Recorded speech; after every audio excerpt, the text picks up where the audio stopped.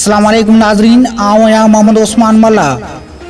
सर्वेच news जे सभिनी ॾिसंदड़नि खे भली कार। बुलेटिन में शामिल कंदासीं हिन वक्त जी हिकु अहम ख़बर।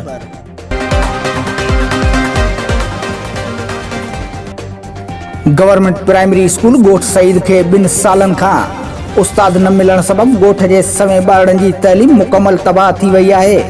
काफ़ी शिकायतुनि बावजूदि खड़तेल न निकितो, जंहिं सबबि मासूम ॿारड़ा गाह करण ते मजबूर आहिनि, जॾहिं त वालिदीन पिणु ॿारनि जे तइलीम जे तबाह थियण सबबि परेशानी में मुब्तला थी विया आहिनि। गवर्नमेंट प्राइमरी स्कूल ॻोठ सईद कंडो में 2 सालनि खां उस्ताद मुक़रर न हुअण सबबि लखें रुपयनि जे ख़र्च सां ठहंदड़ बिल्डिंग पिणु ज़बून थियण लॻी।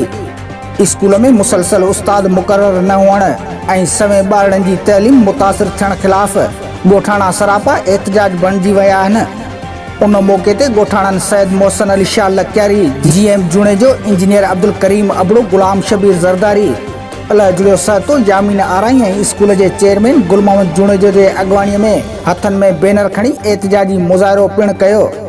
जॾहिं त अॻवाननि चयो त गवर्नमेंट प्राइमरी स्कूल ॻोठ सईद कंडो, UC सईद कंडो, तालका काज़ी अहमद, ज़िला शहीद बेनज़ीराबाद जे स्कूल जो उस्ताद रिटायर थियण सबबि स्कूल बंदि पियल आहे।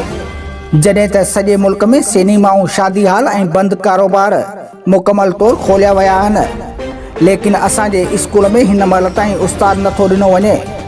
हुननि सिंध जे वॾे वज़ीर तइलीम जे सूबाई वज़ीर खां मुतालबो कयो त हिन स्कूल में हिकु मेहनती उस्ताद ॾेई ॻोठ जे सवें ॿारनि जी तइलीम तबाह थियण खां बचाई वञे।